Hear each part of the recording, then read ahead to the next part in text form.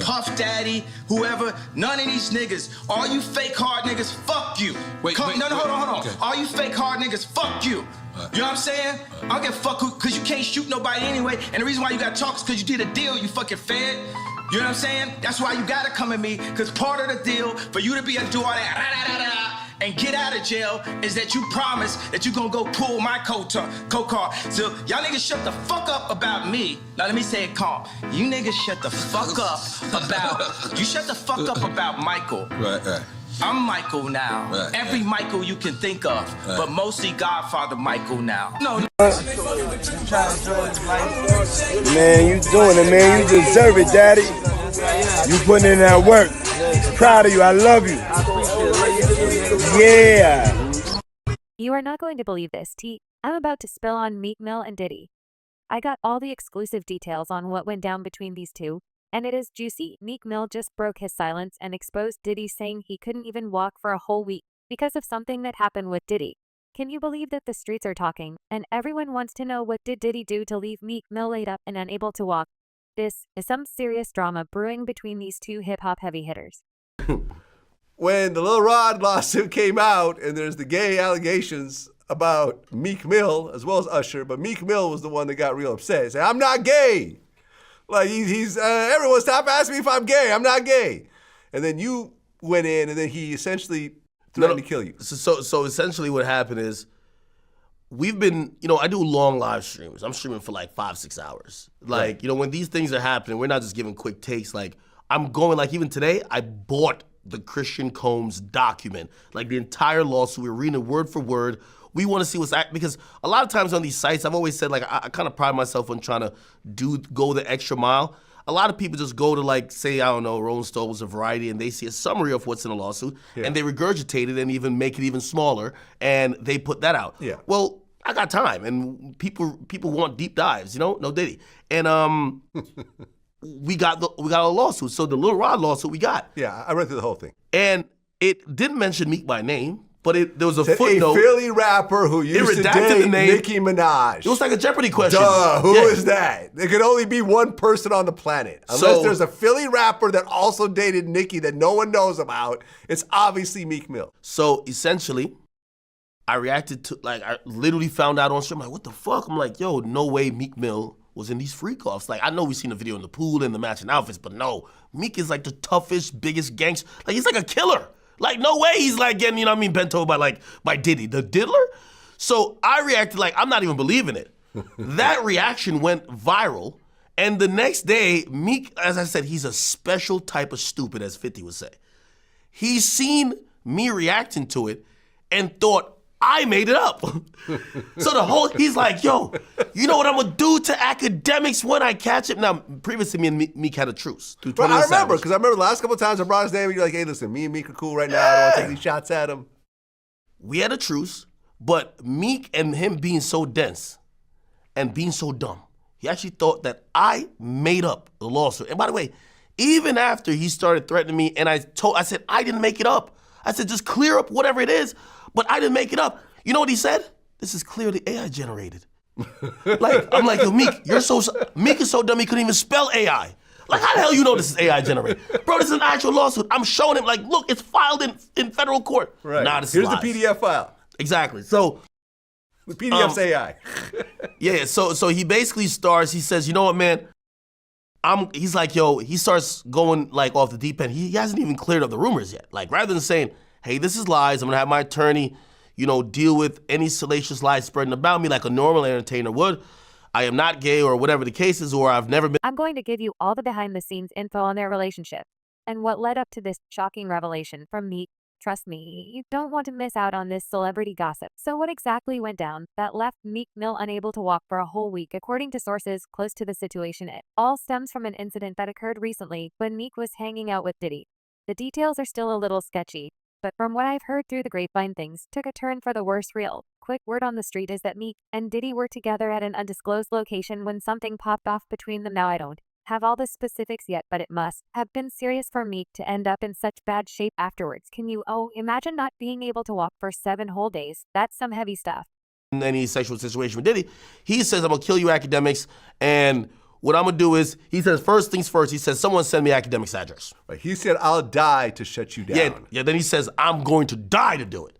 Then it was Which is crazy. Which is a crazy thing to say. Meek cut it out. You're not gonna die to shut down academics.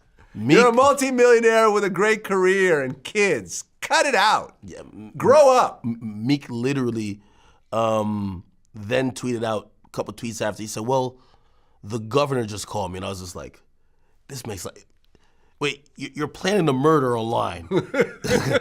And the governor calls you to talk you out of it? Like, also, the reason why him and the governor are in cahoots is primarily because he's the guy that that they kind of taunt around for prison reform.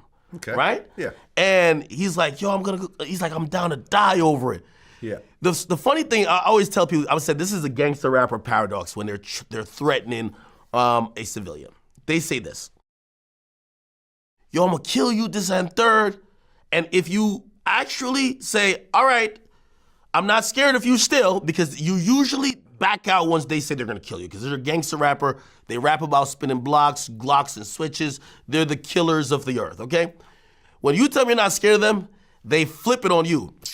Man, you just trying to trick me out of my position. You trying to send me to jail. Right, he said, I'm gonna treat you exactly to the effects of you influencing. I'm gay and I have 3 sons. I'm getting you Addy now. I'm coming. Then he told me he was gonna record a video and pee on my steps. And I was like, right. I imagine Meek just like sneaking up and like, first I'm like, yo, that's a sexual crime already. And Diddy's already into some shit that you're alleged with. Don't pull out your penis on my property. That's a problem. That's a sexual crime. You can't just whip out your dick anywhere, Vlad. You gotta tell these people. That's a crime. Yes. So he threatened to come. Don't come with the same dick that you and Diddy been doing whatever with and come pee on my property. Afterwards, he said the governor basically told him that he should stop beefing with me. And then he went into this whole tirade of how he's going to, I'm going to donate some, like, so I told him, I said, listen, I said, what's not cool is a rapper like you who's pushing 40. There's nothing wrong with age, it's a beautiful thing. Yeah. But still acting like, you're, one night he says, because the people in Philly have been saying, you don't even live here. Like, why do you keep acting like you're still in the trenches, like, and you're living a bad life? You live in a really good life. He lives like in one of the most expensive high-rises in New York City, right? I don't know. Like, he just showed off like about expensive cars that sit in that car face down in South Jersey, right? This guy's living really good. Yeah. Except he's saying that he's down to spin, because people from his own hometown said, you're not here like that. You're not actually in the hood. You're rich. He shows up at 3 a.m. in like a Maybach, driving around saying he's looking. Now, of course, everybody wants to know what Diddy's role was in all of this. I mean, he and Meek have a history together. So, there's got to be more to the story. Did Diddy do something to cause Meek's injury? Or was he just there when it all went down? Yeah, so as soon as you turn 16, you know what I'm saying? I'm gonna let you rock this every time you come to LA. Yeah, this gonna be yours.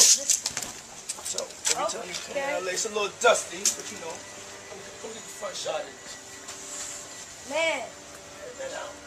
Minute. Woo. Okay. Okay. All right, so I'm gonna be driving this next year.